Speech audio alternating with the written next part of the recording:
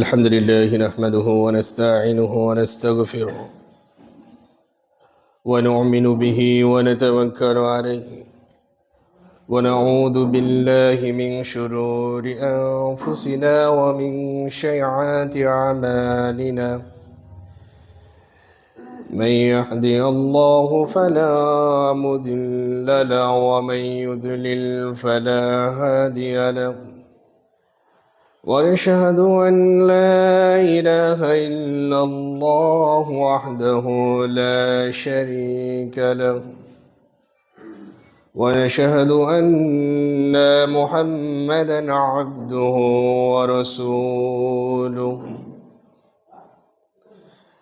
أما بعد فقد قال الله تعالى في كلامه المجيد فأعوذ بالله من الشيطان الرجيم يا أيها الناس اتقوا ربكم الذي خلقكم من نفس واحدة وخلق منها زوجها وبث منهما رجالا كثيرا ونساء واتقوا الله الذي تساءلون به والأرحم إن الله كان عليكم رقيبا يا أيها الذين آمنوا اتقوا الله وقولوا قولا سديدا يصلح لكم أعمالكم ويغفر لكم ذنوبكم ومن يطع الله ورسوله فقد فاز فوزا عظيما يا أيها الذين آمنوا اتقوا الله حق تقاته ولا تموتن إلا وأنتم مسلمون الحمد لله رب العالمين الرحمن الرحيم مالك يوم الدين إياك نعبد وإياك نستعين اهدنا الصراط المستقيم وقال تعالى قل هل ننبئكم بالأخسرين أعمالا وما آتاكم الرسول فخذوه وما نهاكم عنه فانتهوا واتقوا الله إن الله شديد العقاب. عن عائشة رضي الله تعالى عنه قالت قال النبي صلى الله عليه وسلم من عمل عملا ليس عليه أمرنا فهو رد إلى آخر الحديث رواه المسلم. সমস্ত প্রশংসা আল্লাহ রাব্বুল আলামিনের জন্য, যে আল্লাহ রাব্বুল আলামিন আমাদের প্রত্যেককেই গত রাতেই মেরে ফেলেছিলেন। দয়া করে মেহেরবানি করে তিনি আরেকবার আমাদের জীবন দিয়েছেন কিছু সংস্কার হওয়ার জন্য, চেঞ্জ হওয়ার জন্য, পরিবর্তন হওয়ার জন্য, কামব্যাক হওয়ার জন্য। এই জন্য বলছি আলহামদুলিল্লাহ। দরুদ ও তাসলিম বর্ষিত হোক মুহাম্মদ রাসূলুল্লাহ সাল্লাল্লাহু আলাইহি ওয়াসাল্লামের প্রতি। সম্মানিত উপস্থিতি, আপনাদের সামনে রেখে আজকে যে বিষয়টি নিয়ে কথা বলবো, নির্দিষ্ট একক বিষয় না, তিনটি বিষয়ের সমন্বয়ে আজকের জুমার খুতবা হবে ইনশাআল্লাহ। আমার তৌফিক ইল্লা বিল্লাহ। তার একটা হচ্ছে 5 স্টেপ। আমাদের যে মুসলিম পরিচয় বহন করে চলছি, এই মুসলিমের রুলসগুলো পালন করা, ভালো মতো মুসলিম হওয়া। সেকেন্ড স্টেপ হচ্ছে যে সকল ইবাদত করা হচ্ছে, এই ইবাদতগুলো সির্ফ শুধুমাত্র আল্লাহকে খুশি করার জন্যই হওয়া। তৃতীয় হচ্ছে বর্তমান পরিস্থিতি ও আমাদের করণীয়। সম্মানিত উপস্থিতি, প্রথম যে বিষয়টা বলছি তার আগে অনুরোধ করি, বক্তব্যের একটা জিনিস সিস্টেম হচ্ছে, পুরো অংশটা যদি মনে নাও রাখতে পারেন, অন্ততপক্ষে যে টপিক নিয়ে আলোচনা হচ্ছে এই টপিকটা মনে রাখার চেষ্টা করবেন। তবে দেখবেন, আশা করা যায় আপনি এটা ভুলবেন না।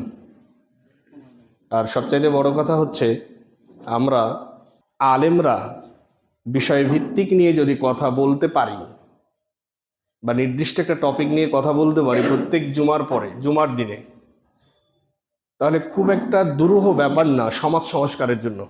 পিছিয়ে পড়ে আছি এই আলেম জনগোষ্ঠীরাই। একটু যদি পড়ালেখা করে ভালো মতো সমাজের দায়িত্ব নেওয়া যায়, ইনশাআল্লাহ সমাজ সংস্কার কোনো অসম্ভব বিষয় নয়। একজন ইমামই পারে টোটাল সমাজটাকে সংস্কার করতে। দরকার তার বিচক্ষণতা, তার ইখলাস।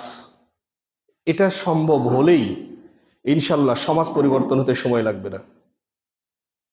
সম্মানিত উপস্থিতি, আমি বিষয়ের দিকে যাই, যেহেতু সময়টা একদমই ছোট।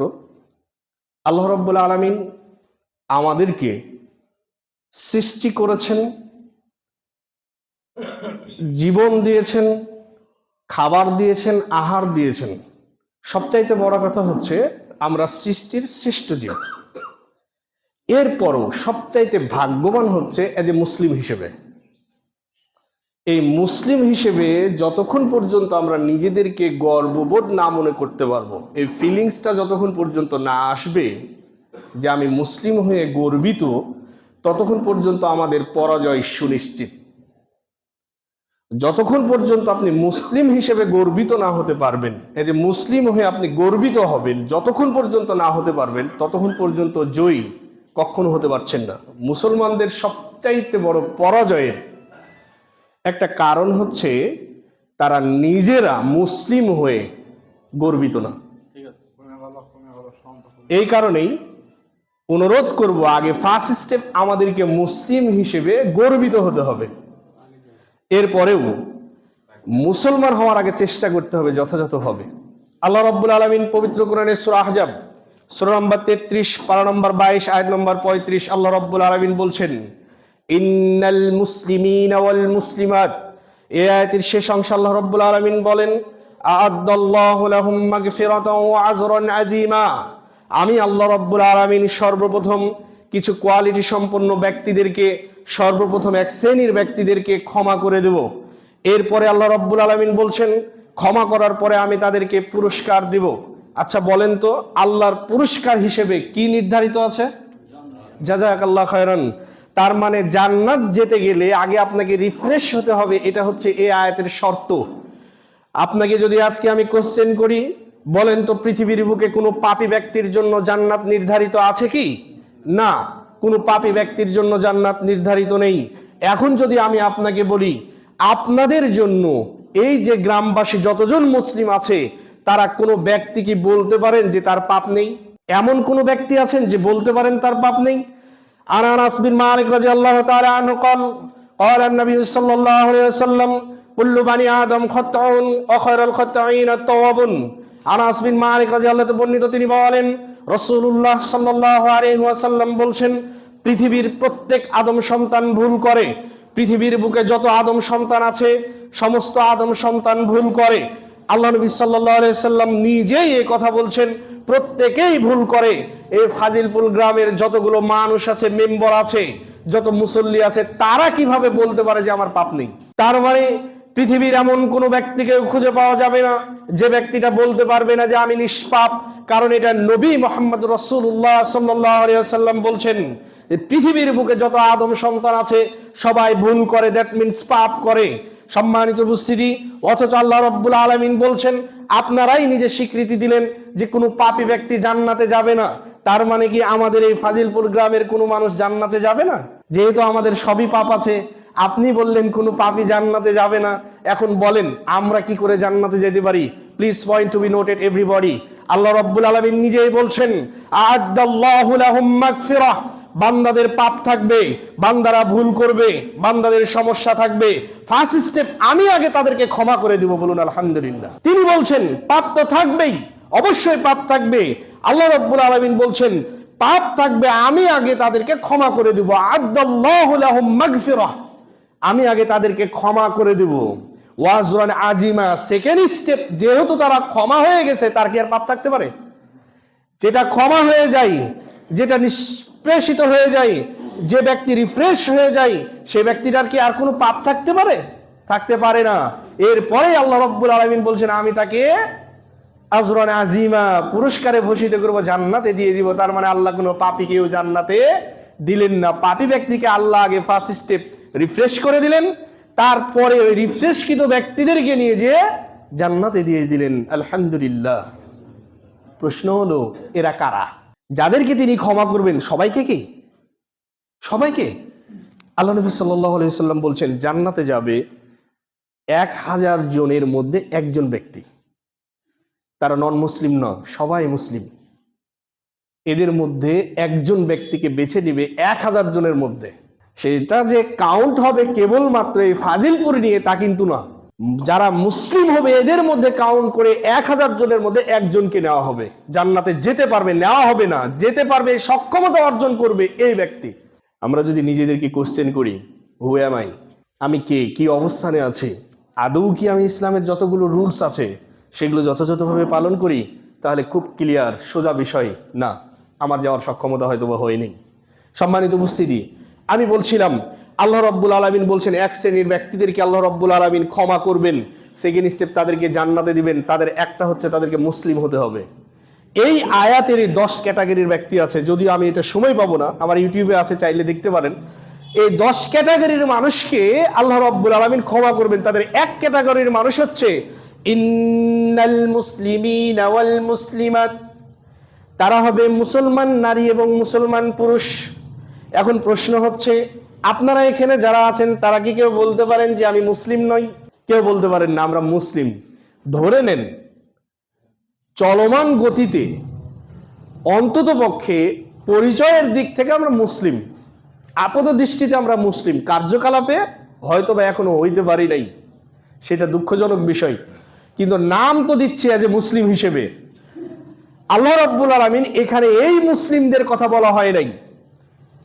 মুসলমান মানে যদি আপনার কনসেপ্টটা এরকম হয় যে আমার 14 গোষ্ঠী মুসলিম ছিল, আমার বাপ ছিল মুসলিম, তার বাপ ছিল মুসলিম, আমার দাদা ছিল মুসলিম, নানা ছিল মুসলিম, সেই সূত্রে আমি মুসলিম, তো সরি ভাই, আপনি মুসলিম না। মুসলমানের কনসেপ্ট যদি এরকম হয়, এই ধারণা যদি নিয়ে বেঁচে থাকেন, তাহলে আপনি মুসলিম না। আপনি আপনার জায়গা থেকে হইতে পারেন, আপনি আপনার জায়গা থেকে, আপনি আপনার কথা বলার জায়গা থেকে, দাবিকৃত বিষয়টা আপনার জায়গা থেকে ঠিক থাকতে পারে, উপর পর্যন্ত যাচ্ছে কিনা আই ডোন্ট নো। সো মুসলিমের পরিচয় শুধুমাত্র যে বংশীয়ভাবে আপনি মুসলিম তা কিন্তু না। 1280 সালে প্রায় এই বাংলাদেশের আগে বাংলাদেশের মানুষ কি মুসলিম ছিল? আমরা সবাই কিন্তু সংখ্যালঘু। আপনি বাংলাদেশের ইতিহাস পড়েন, আরব বণিকগণ এই বাংলাদেশের ভূখণ্ডে আগে থেকেই কোনো মুসলিম ছিল না। দাওয়াতের ফল আমাদের দাদার দাদার দাদার দাদার এরকম আস্তে আস্তে আমরা হচ্ছে মুসলমানের ঘরের সন্তান। যদি ধরতে যান জন্মগতভাবে মুসলমান রাষ্ট্র যে আজীবন এই বাংলাদেশ তা কিন্তু ছিল না, ইতিহাস পড়ে দেখেন। তো আপনি যদি মনে করে থাকেন যে বংশীয়ভাবে আমি মুসলিম, সেই হিসেবে আমি মুসলিম, তাহলে সরি ভাই, আল্লাহ আপনার জন্য ক্ষমা করছেন না। এই দাবিকৃত মুসলমান দিয়ে কাজ চলবে না। আল্লাহ নবী সাল্লাল্লাহু আলাইহি ওয়াসাল্লাম বলেন মান তারাকাস সালাতা মুতাম্মিদান ফাকাদ কাফারা, যে ব্যক্তির আকল আছে, বিবেক আছে, জ্ঞান আছে, এরপরও সালাত আদায় করে না, সে ব্যক্তি কাফের। Please point to be noted. আল্লাহ নবী সাল্লাল্লাহু আলাইহি ওয়াসাল্লাম নিজেই বলছেন যে ব্যক্তির জ্ঞান আছে, পাগল নই, অথচ ফজরের আজান দিয়েছে, সালাতে আসে নাই, এতগুলো মানুষ এখানে আসে নাই, ওটা হচ্ছে ফরজ ইস্যু। কোনো ব্যক্তি অস্বীকার করে যদি বলে বসে যে না এগুলো আমি পড়তে পারি না, পড়বো না, আমার পড়ার দরকার নেই, ওই ব্যক্তি মুসলিম থাকতে পারে না। কোনো ব্যক্তি যদি ফরজ ইস্যুকে অ্যাভয়েড করে, কোনো ব্যক্তি যদি ফরজ ইস্যুকে তোয়াক্কা না করে, অস্বীকার করে, সে ব্যক্তি মুসলিম থাকতে পারে না, সে কাফের। আল্লাহ নবী সাল্লাল্লাহু আলাইহি সাল্লাম বলেন মান তারাকা সালাতা মুতাম্মিদান ফাকাদ কাফারা, যে ব্যক্তি ইচ্ছাকৃতভাবে সালাত ছেড়ে দিল সে ব্যক্তি কাফের। আল্লাহ নবী সাল্লাল্লাহু আলাইহি ওয়াসাল্লাম বলেন বাইনাল আবদু ওয়া বাইনাল কুফরি তারকুস সালাত, যে ব্যক্তি সালাত পড়ে আর যে ব্যক্তি পড়ে না তাদের মধ্যে পার্থক্য হচ্ছে যে ব্যক্তি সালাত আদায় করে সে ব্যক্তি মুসলিম আল্লাহর বান্দার, যে ব্যক্তি সালাত আদায় করে না সে ব্যক্তি কাফের। সম্মানিত উপস্থিতি, এখন আপনি দেখে নেন, আপনি যাদের সাথে বসবাস করছেন, এই যে আপনার ফ্যামিলি মেম্বার্স যারা আছে তাদের সকলে মিলে যারা বসবাস করছেন, তারা কি সবাই শতভাগ পরিবারের সবজন সালাত আদায় করছে কি করছে না? আপনি হেড অফ দ্য ফ্যামিলি, পরিবারের প্রধান হিসেবে আপনার একটা বড় রোল পালন করা উচিত ছিল, দায়িত্ব পালন করা উচিত ছিল। আজও যদি আপনার গ্রামের বা কোনো স্টলের কিংবা এই মোড়ের 4 স্টলের একজন হিন্দু মানুষকে, একজন কাফের মানুষকে চায়ের কাপে চা খেতে দেখেন, চট করে যদি আপনাকে এই চায়ের কাপে চা দেয় তাহলে আপনি ঘৃণায় খান না, কারণ সে অমুসলিম কাফের। আমি আপনাকে বলছি, আপনার স্ত্রী বাড়িতে বসবাস করছে, 12 বছর থেকে বিয়ে হয়ে আছে, 12 বছর থেকে সে ফজরের সালাত আদায় করে না, 5 ওয়াক্ত সালাত আদায় করে না, আপনি কেন কাফেরের সঙ্গে বসবাস করবেন?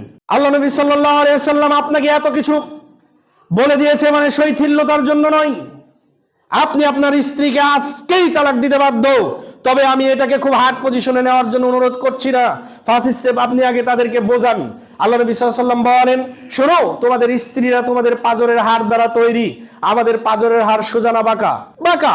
তিনি বলছেন, যদি তোমাদের ওয়াইফদেরকে, স্ত্রীদেরকে না বোঝাও, প্রতিদিন যদি নসিহত না করো, তাহলে তারা বাঁকা বাঁকাই থেকে যাবে, যার কারণে আজ পর্যন্ত আপনার স্ত্রীর রিমোট আপনার কাছে যায় না, ওর কাছেই থাকে। ইন্ডিয়ান সিরিয়াল দেখবে, টেলিভিশনে কতগুলো বই হয় এগুলো দেখবে, এটাই হচ্ছে তার কাজ। ও বাঁকা বাঁকাই থেকে গেছে, কেন জানেন? আপনার একটা রোল ছিল, সেটা আপনি ভূমিকা পালন করেন নাই। তাই আল্লাহ নবী সাল্লাল্লাহু আলাইহি ওয়াসাল্লাম এটাই বলছেন, তুমি যদি তোমাদের স্ত্রীদেরকে না বোঝাও, না নসিহত করো, তাহলে তারা বাঁকায় বাঁকাই থেকে যাবে। অতএব আপনি তাদেরকে বোঝান, 1st, 2nd, 3rd, 4th যতবার ইচ্ছা বোঝান। যদি না আসে, এরকম শত স্ত্রীকে আপনাকে বাড়ি থেকে তালাক দিয়ে বিদায় করে দিতে হবে, এটাই শরীয়ত। আপনি কাফেরনি মহিলার সঙ্গে বসবাস করতে পারেন, আশ্চর্য বিষয়। 2, আপনি আপনার সন্তানের প্রতি এখনো ভূমিকা পালন করতে পারেন নাই।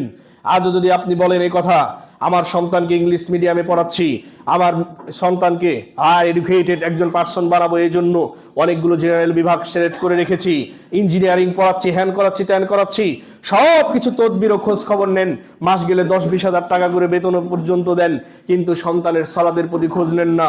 ওয়াল্লাহি, আল্লাহর কসম, এই সন্তানের জন্য আল্লাহ আপনাকে ধরবেন। কেন জানেন? আল্লাহ নবী সাল্লাল্লাহু আলাইহি ওয়াসাল্লাম বলছেন, কোনো ব্যক্তিকে যদি প্ররোচিত করে, ওই ব্যক্তিটা যেদিকে প্ররোচিত করবে আর যে প্ররোচিত হবে হয়ে যতগুলো পাপ কামাই করবে, ওই ব্যক্তিটা অনুসরণ করেছে বা অনুকরণ করেছে, এজন্য তার পাপ সমপর্যায়ের হবে। আপনার সন্তানের জন্য যে লেভেলের টাকা খরচ করছেন, সির্ফ শুধুমাত্র যদি দুনিয়াবিদারি হয়, সালাত আদায় না করে, যতদিন আপনার টাকা খেয়ে চাকরি বাকরি করবে, সালাত আদায় না করে, ওই টাকা খরচ করে যে লেখাপড়া করাইছেন, এই পাপ আপনার কবরেও ঢুকবে, এটাই চূড়ান্ত। যে সন্তান সালাত আদায় করছে না, ওই সন্তান একদিন আপনার ভাত খাওয়ার অধিকার রাখে না। যে মেয়ে একদিন সালাত আদায় করে না, ওই মেয়ে এক শান্স ভাত খাওয়ার অধিকার আপনার রাখে না, আপনার টাকা নেওয়ার অধিকার রাখে না, প্রাইভেট টিউশনে ফি নেওয়ার অধিকার রাখে না। এটাই হচ্ছে শরীয়ত। আপনি কোনো অমুসলিম, কোনো কাফেরদের জন্য আপনার উপার্জিত সম্পদ দিতে পারেন না। বাবা হিসেবে আপনাকে দায়িত্ব পালন করতে হবে, স্বামী হিসেবে আপনাকে দায়িত্ব পালন করতে হবে। কাপুরুষের নাম স্বামী নয়, কাপুরুষের নাম বাবা নয়, ক্ষমতার নাম স্বামী, ক্ষমতার নাম বাবা। এরকম শতটা স্ত্রীরও যদি প্রয়োজন হয়, এই স্ত্রী যদি দিনদার পরেশগার না হয়, চলবে না। অতএব আপনাকে মুসলিম হওয়ার জন্য যে বিষয়গুলো বলা হয়েছে, আপনাকে সালাত আদায় করতে হবে যে কোনো মূল্যে। তবে এখানে আর একটা পেজ থেকে যাই, পেজটা হচ্ছে এরকম, আমাদের সমাজে উদ্ভট কিছু সুফিবাদ আছে, সুফিগিরি দেখাই। এই সুফিগিরি দেখানোর জন্য কিছু মানুষ সালাতেও আসে না। মনে করেন একজন ব্যক্তি সিগারেট খাচ্ছে, একজন ব্যক্তি গাঁজা খাচ্ছে, একজন ব্যক্তি হারাম খাচ্ছে, বিড়ি সিগারেট খাচ্ছে। এই ব্যক্তিটা সালাতে আসলে কিছু সংখ্যক সুফিবাদ লোকেরা বলে, তুমি বিড়িও খাচ্ছ, সালাতে আসছো, লজ্জা করে না? এই কথা বলার আপনি কে? এটা বলবেন কেন আপনি? ও বিড়ি খাচ্ছে, সিগারেট খাচ্ছে, নেশা খাচ্ছে, খাক, আগে তো সে সালাতে আসুক, রেজিস্টার কি তো আগে মুসলিম হোক। আপনারাই তো বলেন আল্লাহ রাব্বুল আলামিন কিয়ামতের মাঠে কোনো মুসলিম যে হবে, একদিন না একদিন তাকে জান্নাতে দিবে, এই কথা বলেন না আপনি? কিন্তু তারা কারা? তারা হচ্ছে এই কোয়ালিটির মুসলিম যারা সালাত কাজা করেনি, কোনোদিন সালাত ছাড়েনি, অবিশ্বাস করেনি, সালাত আদায় করেছে। আরে ভাই, আপনি কেন বাধা দিবেন? আমার এটা বুঝে আসে না। আল্লাহ রাব্বুল আলামিন নিজে বলছেন ইন্নাস সালাতা তানহা আনিল ফাহশাই ওয়াল মুনকার, নিশ্চয় সালাত মানুষকে অন্যায় কাজ, অশ্লীল কাজ, খারাপ কাজ থেকে বিরত রাখে। আপনি তো তাকে মসজিদেই ঢুকতে দিচ্ছেন না, বিরত হবে কিভাবে? এই কথা কি বুঝেননি আপনি? কোন ব্যক্তি নেশা খাচ্ছে, আপনি বাধা দেওয়ার কে? কে আপনাকে পাওয়ার দিল? এটা এত বড় সক্ষমতার অধিকারী আপনাকে কে দিল? নিজের জীবন নিয়ে আগে চিন্তা করেন। একজন নেশাখোর ব্যক্তি এখানে এসেছে, ওয়াল্লাহি আল্লাহর কসম, সে যদি ঠিকঠাক মতো করতে পারে ইনশাআল্লাহ এই ব্যক্তিটাই সালাত পড়ার কারণে নেশা ছাড়বে। আপনি যদি তাকে প্রথম স্টেপে বাধা দিয়ে দেন, ও কিভাবে ছাড়বে? অতএব এসব সুফিগিরি বাদ দেন। দাড়ি ছেড়েছেন, সালাত আদায় করছেন, সুফিগিরি দেখাইতে যাবেন না। এই সুফিগিরি দেখাতে গিয়ে বড় বড় সমস্যা, বড় বড় পাপের অধিকারী হচ্ছেন। আপনি বান্দাকে নিষেধ করছেন, এটা সহ্য করা যায়? আল্লাহ নবী সাল্লাল্লাহু আলাইহি সাল্লামের যুগে সাহাবীরা বসা আছেন, বাঘা বাঘা সাহাবী, একজন বেদুইন এসে মসজিদের ভিতরে প্রসাব করে দিয়েছে। আল্লাহ নবী সাল্লাল্লাহু আলাইহি সাল্লাম কি মেরেছিলেন? একজন বিধর্মী এসে যদি মসজিদে প্রসাব করতে পারে, আর একজন মুসলিমকে আপনি মসজিদে আসতে দিবেন না? ওই অতএব সাবধান, প্লিজ এগুলো করবেন না। আমি বলছি প্রত্যেকের জায়গা থেকে আগে রেজিস্টারকৃত মুসলিম হন, আগে সালাত আদায় করেন, এটা মাথায় রাখেন। আপনার এই সালাতের কারণে আপনাকে যে কোনো মুহূর্তে আল্লাহ রাব্বুল আলামিন পরিবর্তন করবেন। দ্বিতীয় স্টেপ আমি বলছিলাম, যারা ইবাদত করছেন এই ইবাদতটা যথাযথভাবে করবেন, সেফ শুধুমাত্র আল্লাহর জন্য। সূরা কাহফ সূরা নম্বর 18 পারা নম্বর 16 আয়াত নম্বর 103 আল্লাহ রাব্বুল আলামিন বলছেন, কুল হাল নুনাব্বিউকুম বিল আকসারিনা আমালা, হে নবী আমি কি তোমাকে তাদের সম্পর্কে বলে দেব না? হে নবী আমি কি তোমাকে তাদের সম্পর্কে অবগত করব না যারা আমল করে কিন্তু আমলটা নষ্ট হয়ে যায়? এটা কিন্তু অমুসলিমদেরকে বলা হয় নাই, কারণ অমুসলিমরা কোনো আমল করে না।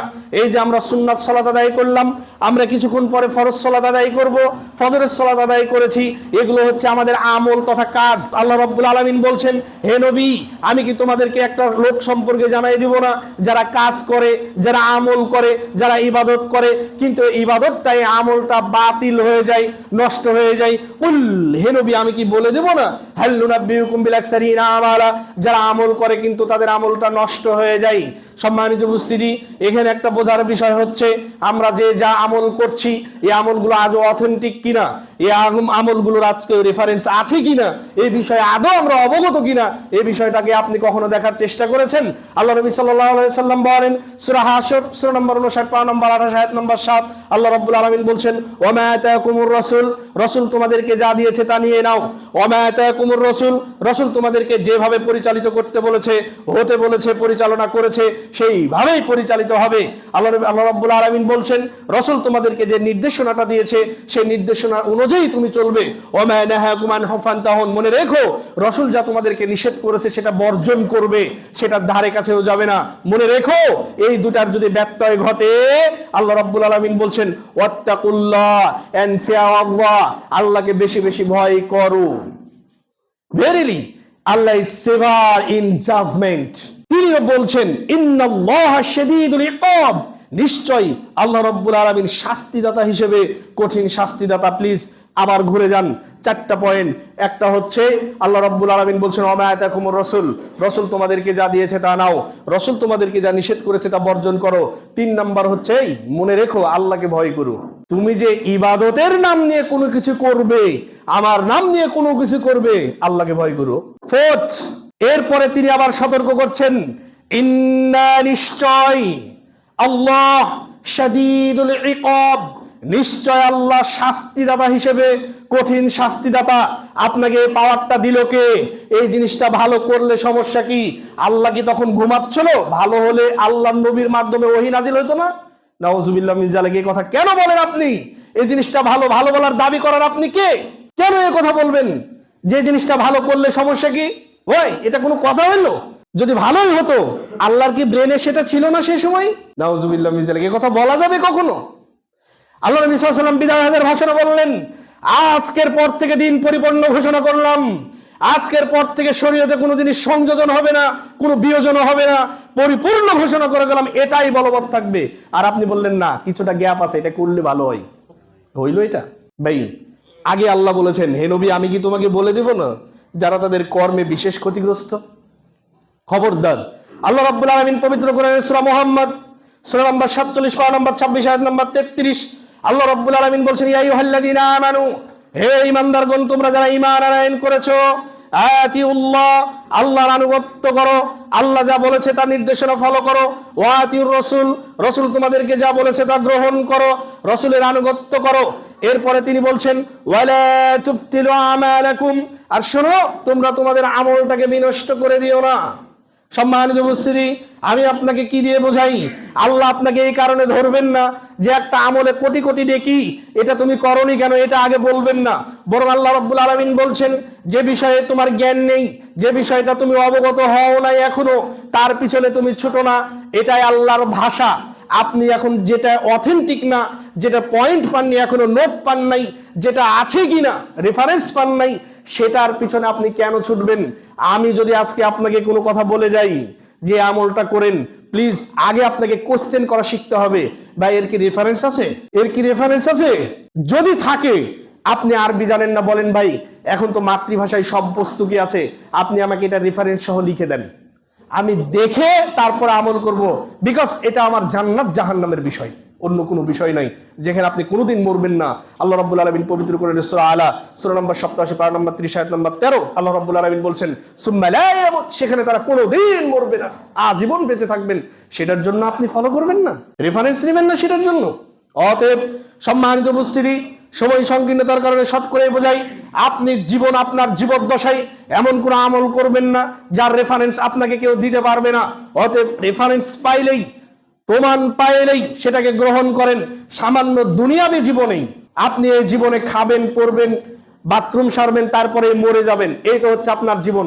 এই জীবনের জন্য এই রাস্তার ধারে এক কাঠা কেউ যদি মাটি বেচে, তাহলে আপনি কত জাস্টিফাই করেন এর আরএস ঠিক আছে কিনা, সিএস ঠিক আছে কিনা, খাজনা ঠিক আছে কিনা, খারিজ ঠিক আছে কিনা, কত নম্বর সিএস, কত নম্বর দাগ, জেল ফেল, হ্যান ত্যান যা কিছু দরকার সবকিছু আপনি আগে দেখে নিতে পারেন।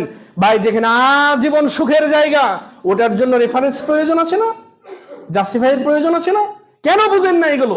আম্মা জান আয়েশা রাদিয়াল্লাহু তাআলা আনহা, আয়েশা রাদিয়াল্লাহু তাআলা আনহা قالت قال النبي صلى الله عليه وسلم من حدث في امرنا هذا ما ليس فيه فهو رد।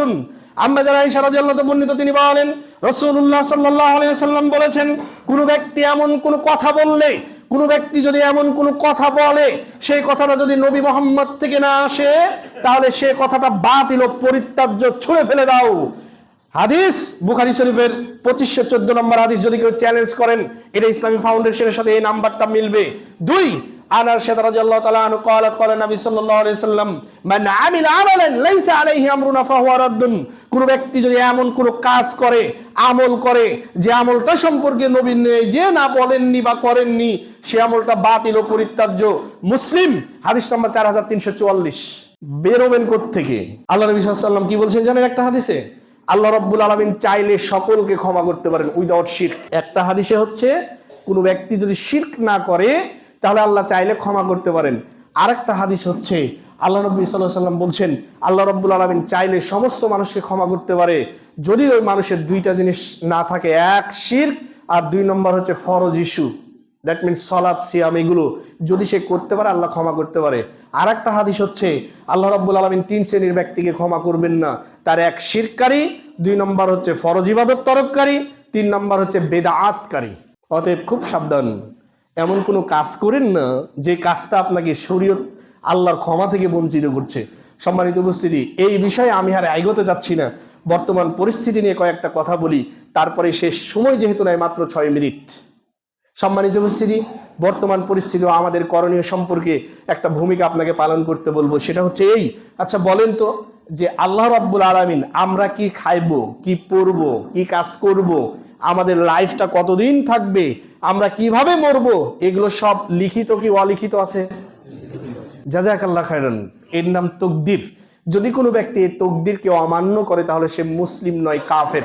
সম্মানিত উপস্থিতি, আপনার তাকদীর, আপনার সন্তানের তাকদীর, আপনার স্ত্রীর তাকদীর, আপনার ফ্যামিলি মেম্বার যারা আছে সকলের তাকদীর নির্ধারণ করা আছে।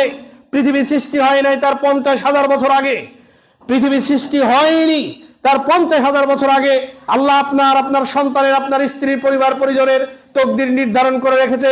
হে ইয়াং জেনারেশন, যারা রানিং ছাত্র আছো, যারা এডুকেটেড পারসন আছো, যারা রানিং স্টুডেন্ট আছো, তাদের উদ্দেশ্যে বলে আমি তুমি করেই বলছি, তোমার জন্য আমার নসিহত হচ্ছে, তুমি ডিফেন্সে চাকরির জন্য, ব্যাংকারের জন্য, বিসিএস ক্যাডারের জন্য যেভাবে তুমি তোমার জীবনটাকে নস্যাৎ করে দিচ্ছ, তুমি মনে রেখো তোমার যদি তকদির নির্ধারিত না হয় জীবন তোমার ওই চাকরিটা হবে না।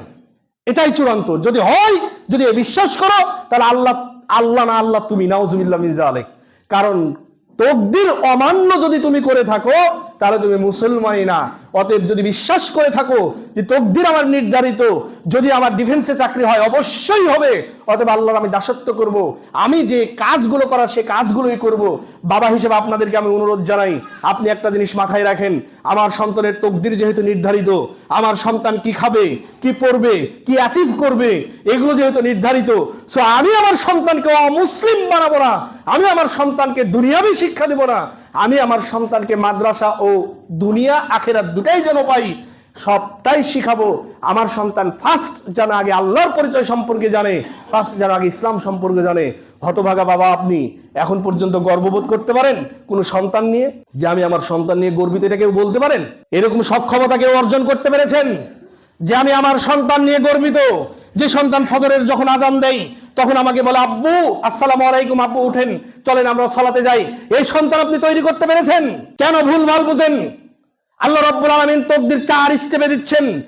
এক, পৃথিবী সৃষ্টি হওয়ার 50,000 বছর আগে। সেকেন্ড স্টেপে তকদিরটা আবার রিনিউ হচ্ছে। সেটা কখন? আপনার মার পেটে বা আপনার স্ত্রীর পেটে আপনার সন্তান যেদিন 120 দিন বয়স, অথবা আপনার সন্তানের রূহ যেদিন ফুঁকে দেয়। 3, প্রত্যেক বছরের লাইলাতুল কদরের রাতে। 4, প্রতিদিনেরটা বন্টিত হবে। তকদিরের বাইরে এক চুল পরিমাণ আপনার লড়ার ক্ষমতা নেই। অথচ এই তকদিরটাকে অবিশ্বাস করার কারণে আপনি বলছেন আমি আমার সন্তানকে ইলম শিখাবো, দিন শিখাবো। খাবে কি, পড়বে কি? হায় আল্লাহ, আপনিও কি খাওয়ার মালিক? আজীব ব্যাপার। আমার সন্তানকে যদি ইসলামী শিক্ষায় শিক্ষিত করি, এই সন্তান কি ডিফেন্সে চাকরি পাবে? ইস, কত ধরনের নোংরা কথা বললেন আপনি। ভাই, আপনার সন্তানের জন্য তো আল্লাহ লিখে রাখছেন। আপনার কাজটা হবে শুধুমাত্র এটা, যে যা নির্ধারিত তা হবেই। অতএব আমি আমার সন্তানকে ইলম শিক্ষা দিব, দিন শিক্ষা দিব। এই রাস্তায় যেতে যেতে আপনি কত নেবেন? ডিফেন্সের কত সংখ্যা নেবেন? যারা মাদ্রাসা পড়ুয়া ব্যক্তি আছে কত নেবেন আপনি? বিসিএস ক্যাডার কত নেবেন? আমার রাজশাহীতে প্রায় 18টা মতো বিসিএস ক্যাডাররা রয়েছে যারা মাদ্রাসা পড়ে গেছে। কত নেবেন আপনি? আপনি এটা বিশ্বাস করেন, এরপরে সন্তানকে দেন। আমি আপনাদের প্রতি অনুরোধ জানাই, এই যে সমাজ ব্যবস্থা বর্তমান পরিস্থিতি, ঐশী রহমানের কথা বাংলাদেশের মানুষ এখনো ভুলে যায় নাই। 2013 সালে এই ঐশী রহমান, একটা মেয়ে মানুষ, ইংলিশ মিডিয়ামের ছাত্রী, রাতের অন্ধকারে বয়ফ্রেন্ডকে সাথে নিয়ে বাবা এবং মার ছুরিকাঘাত করে হত্যা করেছে, গলা কেটে। ভুলে গেছেন এটা? সারা বাংলাদেশে আলোড়ন সৃষ্টি করেছিল এই ঐশী রহমান, মাত্র 15-16 বছরের একটা মেয়ে। এই যে দামকুড়া হাটের 2022 সালের ঘটনা আপনাকে বলছি, শিক্ষিত ছেলে, চাকরিজীবী ছেলে, বাবাকে হত্যা করে ম্যানহোলের ড্রেনের ভিতরে ফেলে রেখেছে। প্রায় 4-5 দিন পরে প্রশাসন কর্তৃক তার লাশ উদ্ধার করা হয়েছে। এই মানের সন্তান আপনার? অতএব যতদিন বেঁচে আছেন, প্লিজ আমি অনুরোধ করছি আপনাকে যে আপনার সন্তানটাকে একটা সুশিক্ষিত করেন। এই যে আমাদের সমাজ ব্যবস্থা, ইয়াং জেনারেশন যারা আছে তারা একদম ধ্বংসের শেষ পর্যায়ে চলে গেছে। তারা দিন শিক্ষাকে আজ পর্যন্ত ঢুকতে পারে নাই, তাওহীদ কাকে বলে বুঝে নাই, ইমান কাকে বলে বুঝে নাই, আল্লাহর পরিচয় সম্পর্কে অবগত না। আপনার সন্তানকে দেখা যায় প্রতিদিন ভেরিফাই কি বলে এগুলো খেলাতেই ব্যস্ত থাকে, জুয়াতে ব্যস্ত থাকে, অ্যানশন ব্যানশন, সিগারেট, হ্যান ত্যান সবকিছু খেতে এক্সপার্ট। অথচ আপনার সন্তান এই সালাতমুখী হয় না। আপনি এখনো নির্বিকার। হে সমাজ প্রশাসক যারা আছেন, সমাজ যারা লিড দিচ্ছেন, যারা লিডার আছেন, আল্লাহ রাব্বুল আলামিন তাদেরকেও ধরবেন, কারণ এই দায়িত্ব আপনার। আল্লাহ নবী সাল্লাল্লাহু আলাইহি ওয়াসাল্লাম বলছেন, আরে কুল্লুকুম রাইন ওয়া কুল্লুকুম মাসউলুন আন রাইয়াতিহি। শোনো, তোমরা প্রত্যেকের জায়গা থেকে দায়িত্বশীল। তোমাদের দায়িত্ব যদি ঠিকমতো পালন না করো, কিয়ামতের মাঠে আল্লাহ তোমাদেরকে ধরবে যে তোমরা কেন দায়িত্ব পালন করলে না।